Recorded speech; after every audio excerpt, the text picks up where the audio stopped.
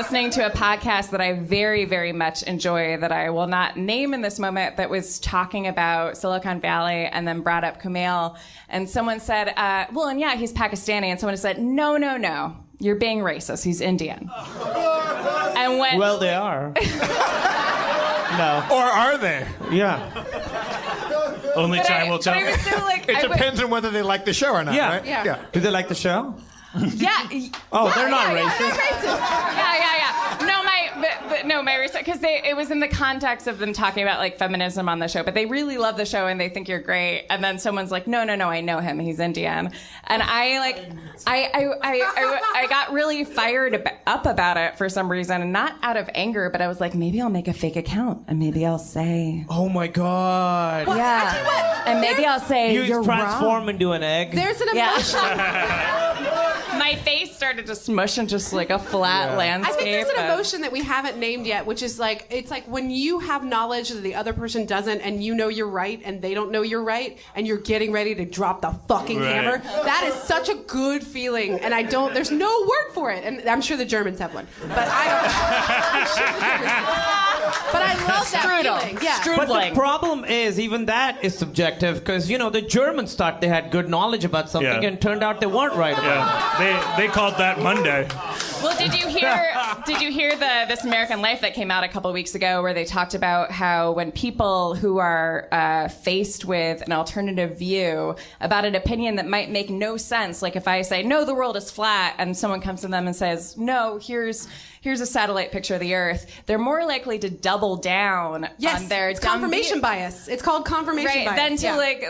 Than to believe what you say. What is confirmation bias? Confirmation bias is just the idea that once you have an idea and you're like, this is correct, you'll only seek out information that reinforces the belief you have, and if you get any information that doesn't reinforce it, you're like, well, that's completely wrong. And I think that's fucking great news, don't you? Because no, I mean, for real, like, that is the God particle that we've been looking for, because that lets us all off the hook.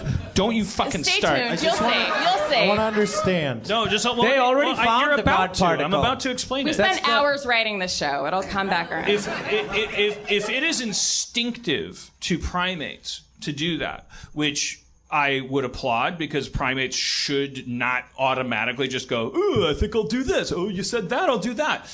If that is a thing that we have to overcome, then we all get to just say, okay, that's a thing that happens to me, because I experience that every fucking day. When I read an essay about the misogyny of Pirates of the Caribbean 2, Beyond the Pearl of the... It was so sexist, it's like because it doesn't help that the person is not funny, is never funny. Anyone who's going to write that article is like a fucking, like just joyless... They're not one of the good ones. And they're not one of the good ones. They're not one of the good ones. But overriding that is like my sense of like, I always feel that trigger, that hinge, that safety valve that goes like, oh, are you telling me that now this is going to be that? Fuck that! Where's it end? Where's it end? What are we going to do? What does it take is for Michael Cera going to play Shaft? That would be great. No one's calling for that. That would be so great. What does it take for you to change your mind about something, generally? To be fucking honest with you, the reason for my enthusiasm for you, it takes acquiescence, it takes positivity, that's why I was so adamant about like what can we figure out about like the way you approach things, because I have never in the years that I have known you, I'm positive that if I was ever going to exhibit characteristics or thoughts or ideals or semantic flurbs that would possibly trigger you, I definitely probably threw them toward you at some point. I'm sure they've floated down some stream toward you. And you've never made it my problem, and you've never capitulated. We don't drink together every night. We're not like blood brothers and pinky swear brothers and let's agree to alter each other's reality brothers. You're a virtual stranger to me with that just is impeccable with their word. Leave it, Dan. Fucking leave it. and invites people upward. Like when you say, like, here is a list of ways that you can tell people that they're a good person without telling them how they look. And there is nothing in that communique that suggests to you that you're a defective unit. We like you so much, Emily. There's everything in that communique that suggests to you that you have an ability to repair yourself and evolve upward. So you always feel like you're winning. In video games, we wouldn't play video games if every... Like, you're doing this wrong. Yeah. You fuck off. Oh, you fucked up. Start over. Start the fuck over. What happens in video games, and the reason people are addicted to them, is because that is the effect that video games have on people. They go, congratulations on running across this log 1,000 times. That's a very good analogy. That's actually a really great analogy. Here's a diagram you can use to make a sword that kills ghouls better. Yeah. Oh my God. There's nothing. No one ever says, you're killing ghouls wrong. I'm going to rape you. That's because I'm playing... You use the word rape as a metaphor. I'm going to stop listening to your podcast. That's so true, because I'm playing Arkham Knight right now, and it would be so horrible. It's like, you're Batman and you can't find your way out of this police station? You're fucking Batman.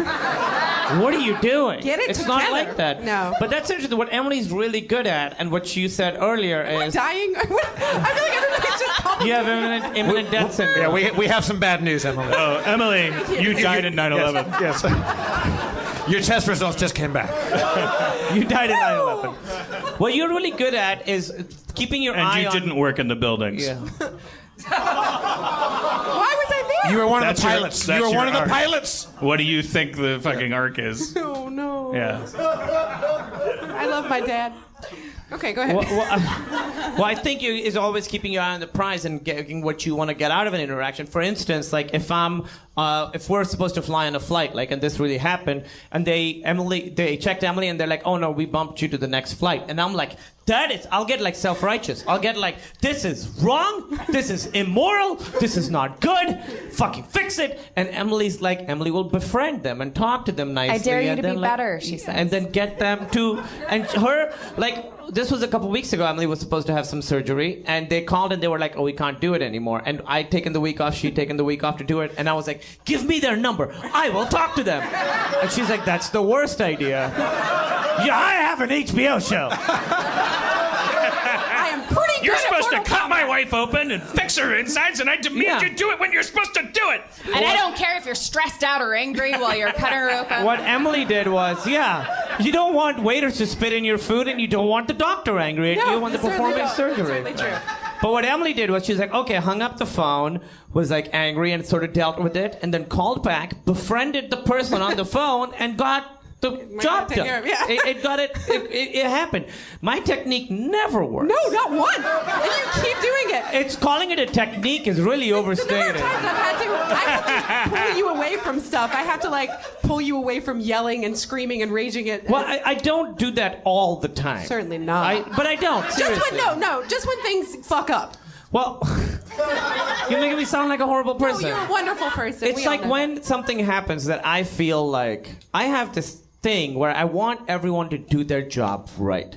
And if they don't do it right, then I get like I get a little indignant and I get self-righteous, and I'm like, this is your job. Because that's always what gets you the results you need. Because you feel like if you don't do something about something, people are gonna fuck you over. Yes, I have that thing since a kid, because I was bullied as a kid. I'm like, this fucking person's bullying me. I'm not gonna take it anymore. Yeah, but we don't live in that world anymore. Nobody ever. There's examples of fucking like dumb archetypes of like, hey, listen, you a fucking. I'm gonna do the. Oh, sure. What? It's primarily fictional. And the important thing is, if you start to apply this idea of like, oh, actually, I'm just gonna be chill. It's important to note, like, once you're chill, there's going to be all kinds of people getting away with all kinds of shit. Yes. But letting them get away with it and walking away from them, you're going to end up getting farther, faster. So much further than it's anybody. So true. I literally picture it like The Sims. Like, have you guys played The Sims? Come on. Sims, people, where you at? Where you have those, like, gauges over your head, those little, like, bars over your head that tell you, like, this is how hungry you are, this is how whatever. Like, that's how much power you have. And for me to like let someone else make me that angry over something that they genuinely can't do anything about, that's me giving them my power. I don't want to give them my fucking power. That's mine. You don't get to have that. Do you want to give up your ease, is what my therapist keeps saying. Do you want to give up your ease? Yeah. Like, you've worked hard to be at ease. At Do you ease. want to give that to this fucking Who deserves guy? that? This person on Twitter doesn't deserve it. This poor lady who was just giving me bad news at the doctor's office didn't deserve it. And also, if I befriend her, she helped me out. But I always think of it like you have a certain amount of cake that you have to give to people. You have cake. You have delicious, wonderful cake. You can give it out. But if you're not interacting with people that give you eggs and milk and flour and vanilla, you don't get to make any more cake. Oh. Cake analogies. Even better. That's a good metaphor. I like that a lot. Yeah, so you can run out of fucking cake if Yeah, you're you not can hanging out with fucking run people. out of cake. You don't Yeah. want to do that. Yeah, You don't that's wanna do that. great. You That's gotta have- terrifying, actually. I'm afraid now I have a lot of phone calls to make to egg people and flour people. Get those First of eggs all, coming Aaron, in. sorry. Give me more eggs. I don't want to jinx things, but this is not only my favorite episode of the podcast. This has been the favorite 2 hours of my life. We should also like christen it with that felt fake. Just so That you know, did that feel felt real fake. fake. No more. fake. No more. It's his favorite. And it's Now- your now fault. it sucks. You You made took it the suck. cake and you kept the eggs. You're all. You're a bunch of dirty egg people. They wanted to be part of the favorite episode. That's racist.